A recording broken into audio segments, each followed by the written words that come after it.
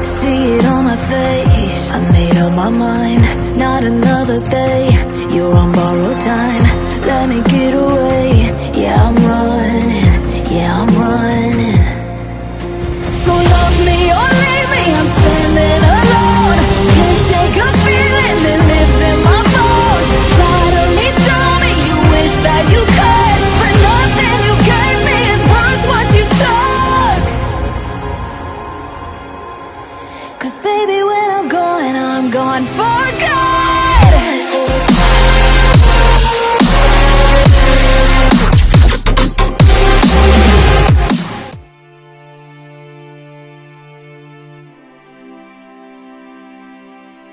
Melanjutkan dari kisah sebelumnya. Sebelumnya setelah tiba, Xiaoyan dan para seniornya segera berhadapan dengan para Raja Roh yang muncul. Saat melihat tubuh para Raja Roh yang sebelumnya telah dia bunuh dengan tangannya sendiri hingga hanya tersisa sebuah jantung biru, dia akhirnya bertanya-tanya metode apa yang digunakan sang pemusnah untuk membangkitkan mereka kembali. Seakan para Raja Roh ini memiliki tubuh yang abadi. Saat ini Angry Buddha Lotus Flame 3 warna milik Xiaoyan bergemuruh dan menyelimuti seluruh area. Namun di bawah kendalinya, kekuatan ledakan itu dikompresi seketat mungkin agar tidak menghancurkan jantung biru mereka. Melihat api 3 warna yang bergegas ke arah mereka, para Raja Roh segera berpencar untuk menghindarinya. Bagaimanapun mereka tahu daya ledaknya benar-benar mengerikan. Para kakak senior Xiaoyan tertegun di tempat. Mereka tidak menyangka Xiaoyan langsung menyerang tanpa basa-basi dan sama sekali tidak memandang para Raja Roh dengan nilai yang tinggi. Tubuh Xiaoyan bergetar dan di antara alisnya tampak cahaya bintang putih yang berkilauan. Dia segera menemukan salah satu Raja Roh dengan kekuatan paling lemah. Xiaoyan bahkan tidak peduli siapa dirinya karena itu sudah tidak penting lagi. Tinju Xiaoyan segera menghantam ke depan seakan-akan seluruh ruang hampa bergetar keras, menyebabkan suara ledakan yang mengguncang dunia bergema. Raja Roh yang terkena serangan itu langsung hancur berkeping-keping. Bahkan dagingnya pun tidak tersisa dan tubuhnya benar-benar meledak menjadi gumpalan darah segar. Dalam sekejap Xiaoyan meraih jantung biru yang masih berdenyut liar di dalam gumpalan darah tersebut. Tanpa berkata sepatah kata pun, dia segera memberikannya kepada avatar jangkrik emas untuk ditelannya kembali. Para kakak senior, sudah saatnya membersihkan hama-hama ini. Xiaoyan berseru dengan tegas. Para kakak seniornya yang semula tertegun pun akhirnya bereaksi. Begitu suara Xiaoyan terdengar, semuanya langsung bergabung ke dalam pertempuran. Rancang yang berdiri paling depan mengeluarkan raungan murka. Tubuhnya membesar beberapa kali lipat menampakkan otot-ototnya yang kekar. Dia juga seorang kultivator yang mengolah tubuh fisik. Meski tak bisa dibandingkan dengan klan Yuan Shen, tetapi aura yang dilepaskannya sama sekali tidak lemah. Adik benar, memang sudah waktunya serangga-serangga ini dimusnahkan. Rancang berkata dengan lantang. Segera pertempuran yang brutal pun meledak. Pandangan Xiaoyan berkilat tajam dan langsung mengunci Fusing yang merupakan salah satu yang terkuat. Setelah dia membunuhnya sekali, kekuatan Fusing justru meningkat ke tahap keempat dan auranya menjadi semakin kuat. Namun saat Xiaoyan bergegas ke arahnya, Fusing sudah bersiap. Reinkarnasi yang mulia, mari kita lihat seberapa jauh kau bisa melangkah. Meski pernah mati di tanganmu, kau hanya layak disebut raja kecil. Fusing berkata dengan dingin. Namun Xiaoyan hanya tersenyum tipis saat mendengarnya. Tentu saja kata-kata penghinaan Fusing tidak menggoyahkan hatinya. Terlebih lagi sebelumnya Fusing bahkan tidak tahu bagaimana akhirnya dia mati, karena ingatannya telah hilang. Kini setelah merasakan perbedaan antara tahap ketiga milik Xiaoyan dan tahap keempat miliknya, Fusing tidak lagi berani meremehkannya. Dia masih percaya bisa menandingi Xiaoyan, tetapi hal itu hanya berlaku ketika Xiaoyan tidak mengeluarkan terlalu banyak kekuatannya. Namun sebelum dia sempat bertindak, tubuh Xiaoyan sudah melesat dengan kecepatan yang tidak terbayangkan. Dengan tinju sederhana dan tanpa gerakan yang aneh, Xiaoyan langsung menghantam wajah dari Fusing. Seketika wajah Fusing berubah pucat dan cahaya pelindung muncul di depannya. Namun pukulan Xiaoyan menghantam cahaya itu dan perlindungan tersebut hancur berlapis-lapis tanpa mampu menahan sedikit pun. Kekuatan Xiaoyan benar-benar melampaui perkiraannya. Dengan cepat, Fu Xing membentuk mantra bersamaan dengan mantra kuno yang bergema dan sebuah segel besar bertuliskan Buddha Iblis turun menghantam Xiaoyan. Seakan kekuatan dewa dan iblis turun ke dunia. Teknik warisan yang pernah ditinggalkan para leluhur. Sayang sekali, di tangan kalian kekuatannya bahkan tidak mencapai 10% dari kekuatan aslinya. Xiaoyan melangkah maju dan tinjunya kembali ditarik ke pinggang lalu menghantamnya lagi.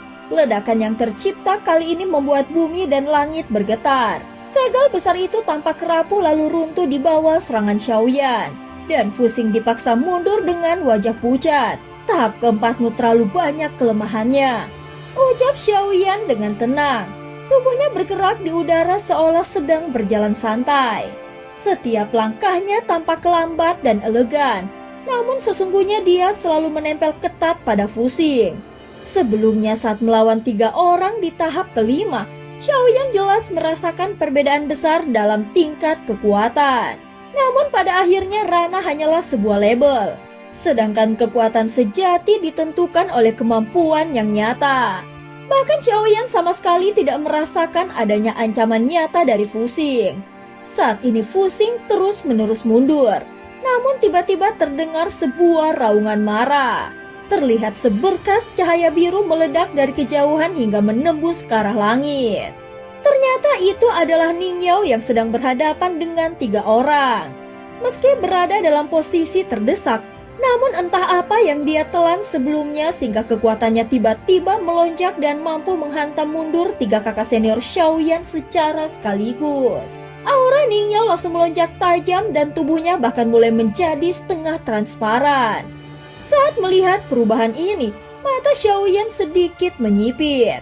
Tubuh setengah transparan Ning Yao berkilauan dengan cahaya biru tampak mirip dengan jantung biru yang dimiliki para Raja Roh.